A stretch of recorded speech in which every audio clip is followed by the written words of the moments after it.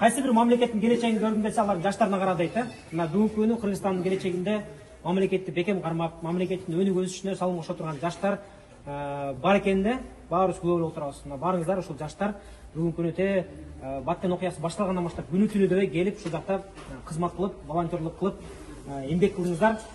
Бул жакта өтө чоң жумуш болду. Бул жакка келген элдин жардамдарын баардыгын бул жактан бөлүштүрүп, каттап, жазып, кийим кечени өзүнчө бөлүштүрүп, эркектердикин өзүнчө, аялдардын өзүнчө, балдардын өзүнчө, төшөнчүлөрдү өзүнчө, тамак аш продуктыларды өзүнчө, дары-дармектердин баарын өзүнчө, бүт баарын өзүнчө бөлүштүрүп, коробкаларга салып, сыртын жазып, бүт баарын даярдап, каттап койдук дагы.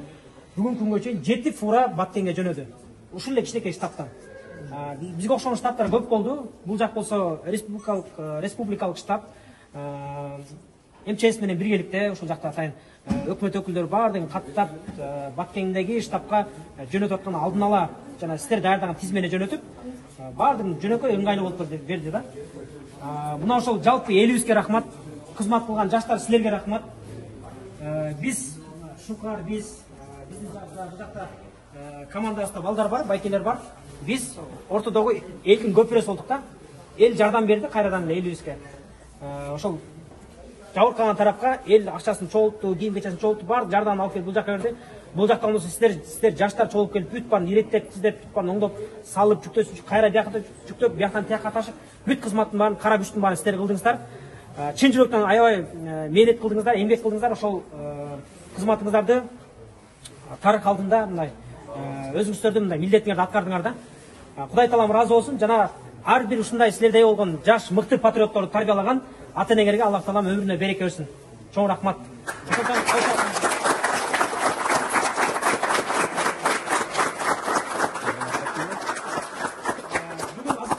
Акыркы бүгүн жыйынтыктап атабыз. Баткенде баардык гуманитардык жардам Бишкектен чыгарып башка областтардан барып, баардыгы жетиштүү болуп, керек болсо кээ жерлерде ашта да болуп калды деген маалыматтар болуп атат. Баардыгы жетиштүү болду. Бүгүндөн баштап биз ушул биздин катталуучуларга бул жактагы Инстаграмда биздин ушул катталуучулар келип бизге жардам бергени жаштар келип отурат, элдер келип отурат, элдер карап отурат. Барыңыздарга айтабыз, барыңыздарга элибизге Кыргызстандын элинен айланса болот. Себеби дегенде кандай гана оор учур болбосун, элибиз ынтымактуу экенибизди, бири-бирибизди дайым колдойт экенибизди, жаштар кызматка даяр экендиги бүт баардыгын мына далилдеп, өзүбүздүн позициябызды, өзүбүздүн оюбузду, мекенге болгон сүйүүбүздү көргөздүк. Ошондуктан жалпы элибизге рахмат, колдогон, келип берген жаштарга рахмат, мунун баарын ишке ашырып берген биздин өкмөткө рахмат. Жалгыздараак бак болбойт дегендей, баарыбыз ар кимибиз өзүнчө иш кылганда мындай ийгиликке жетпек элек. Бүгүнкү күнү баарыбыз бириккендигибиз үчүн, ынтымак болгондугу үчүн Кудай буйрса баары жакшы болуп атат. Эми ушун менен биз расмий гуманитардык жардамдар чогултуп, мындан аркысын бул жакка чогулбайбыз. Баарыңыздарга чоң рахмат. Акырын үйгө тарайбыз. Бирок акча которгондорго да биз айтат элек.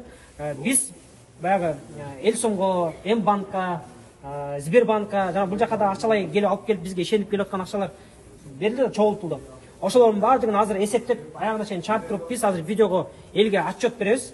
Жана ошол акчаны баардыгын элге көргөзүп туруп, биз жеке өзүбүз жетекчилик мына 4 кишиден барып, Баткенге өзүбүз барып, ошол жактагы жабыркап жана маркум болгондорго тапшырабыз. Себеби дегенде биздин өкмөт тарап баардык жабыркагандарга үйлөрүн тургузуп беребиз, үй салып беребиз, үйлөрдү аябай жакшы салып беребиз деп өкмөт расмий өзлөрү мындай кепилдик берип атат.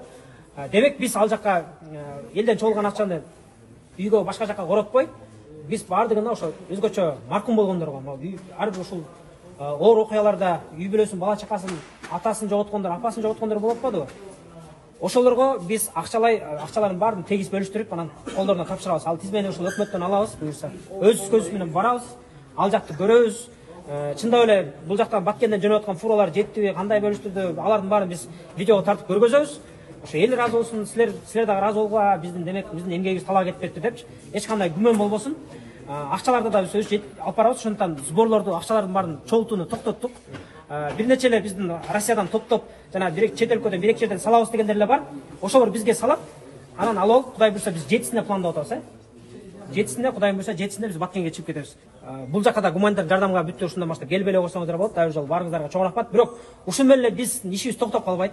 Биз мындан аркысындагы ушундай сиздерге окшогон патриот, акылдуу, илимдүү, билимдүү, элге кызмат кылам деген жаштарды топтоп бир чогуу жакшы иш-чараларды уюштурабыз мындай.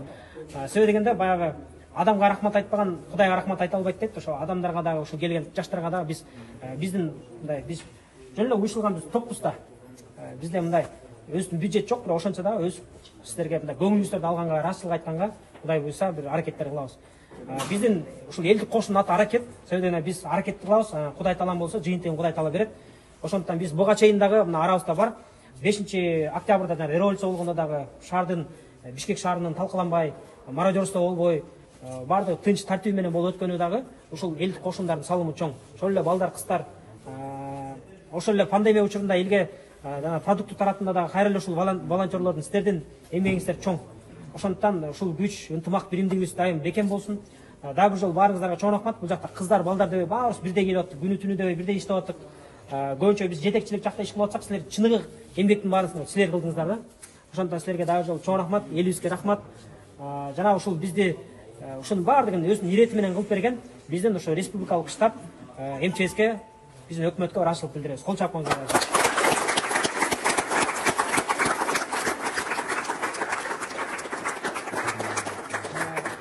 Мунун аркысын мекенибизде тынчтык эле болсун.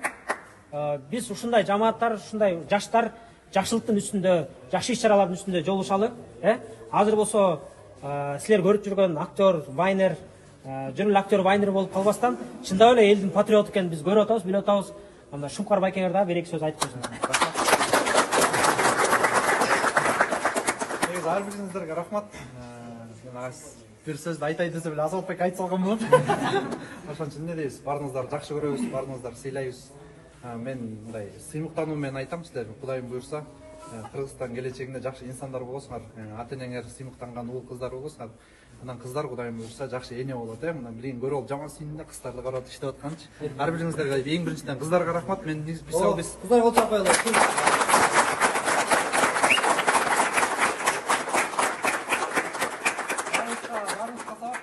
Алдап мактап туруш керек кана. Тамаша. Ар бириңиздерге рахмат. Силерди көрүп алып чындыгында аябай сыймыктандык. Биз бияка чыгып баратканда көбүнчө балдар келет деп ойлогонбуз, Кудайга шүгүр, кыздар да келди.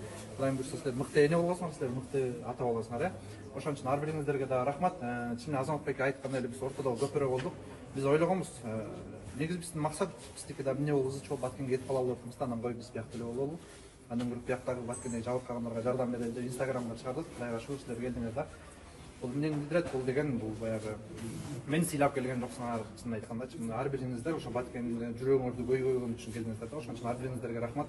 Биз мактоого татыктуу эмеспиз. Азаматбек деле макул да, мен деле макул. Биз мактоого татыктуу эмеспиз да. Мактоого бир гана Алла татыктуу. Ошон үчүн лично өзүбүздүн атыбыздан чындыгында эле силерге рахмат. Көп жумушту силер кылдыңар. Мен ар басып жүрүп жаман неудобный болдум. Балдар иштеп жүрсө, жаман нервсиз болду. Чыгып эле телефон чукпай, дагы эмне болду деп тактачы. Ошондуктан чындыгында эле биздики кичине эки жакта мондой болуп калды. Ошон үчүн ар бириңиздерге рахмат.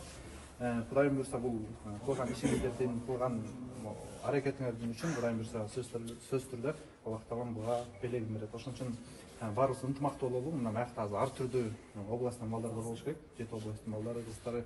Ошон үчүн ар бир нерседен, жаман нерседен дагы душмандан да сабак алыш керек да. Мисалычы, сабакты жакшы адамдан эмес, душмандын эмнеси бар? Душмандагы бир жакшы жерлери болот да.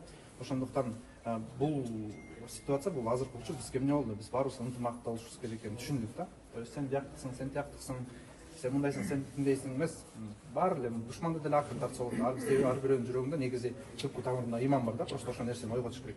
Ошон үчүн бири-бириңерди жаман көрбөй, бири-бириңерди канчалык жакшы көрсөңөр, ошончолук ынтымак жогорулайт да. Ошондуктан баарыңыздарга рахмат. Силерге Кудай буйрса дуа кылып турабыз. Силерге баткендиктер дуа кылып атат. Баткенге барганда айтабыз, мына муну биз кылган жокпуз, биздин артыбыздан сонун балдар, кыздарыбыз келди, ошолор кылып атты деп чындыгында эле айтабыз да. Ошондуктан силерге да рахмат. Мына биякта Шумкар байке, Азаматбек деп иштеп жүрүштү. Өзүмдөй жаман шеф сыяктуу сөздөр жаман болор экен. Баары силерге ушуну сурап койгонуңарга рахмат, кичпейилдигиңер. Ошондуктан эмне дейбиз? Аллах ыраазы болсун баарыңыздарга. Кудайым буйрса мындан ары дагы жолуга берели. Азаматбек айткандай мындай оор убакта эле келе калуу аракет эмес. Кудайым буйрса бир жакшы мааракелерде же бир жакшы ишканаларда Кудай буйрса. Мен Кудайым буйрса мындай ишенем да. Ар бириңиздер азыр турбайсыңар. Мен да бир учурда ушундай ситуацияда болгомда, мен да моюнуп турчумун да, мен да ушинтип кийин сөзүн укса деп. Кудайым буйрса мен ишенем. Силер да Кудай буйрса кийинки поколение ушинтип укканга Кудайым буйрса Аллах таала мүмкүнчүлүк берет. Ошондуктан ар бириңиздер сабак алыңыздар. Ошон үчүн баарыңыздарга да бир жолу рахмат.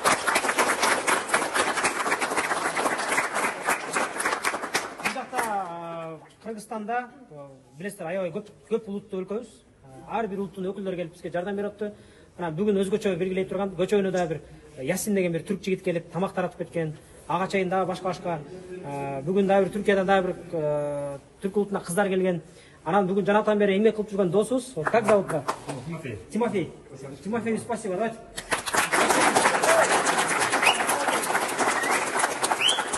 Многонациональная страна, сила в единстве, поэтому...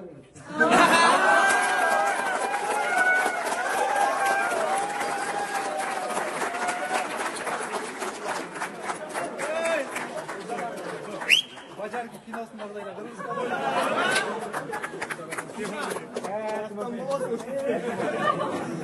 Тимур! Бүгүндөн баштап Тимурбек. Достор, мына ушундай бизде көп улуттуу өлкөбүз. Бизде Кыргызстанда эч качан мындай Кудай таалам улут кылып жаратканында бөлүнбөш үчүн тескеринче ар кайсы тааныбан адам менен тааныш кызыктуу го. Бири бирин болгон мамиле таттуу болсун деп, ынтымактуу болсун деп, бекем болсун деп ар улуттуу болуп жаткан. Баарыбыз бир эле адамбыз.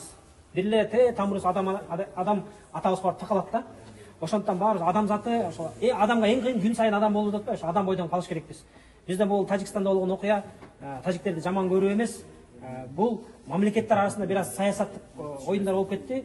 Бирок тажик улутунда адамдар бул биздин алар да мусулман, алар дагы адам, алардын да улуттун жаманы болбойт, жакшысы болот. Арасында кээ бир себеп жанагындай састыклар болуп калышы мүмкүн. Андай бизде деле бар. Ошондуктан мындан ары жакшы гана сабактарды алыш керекпиз.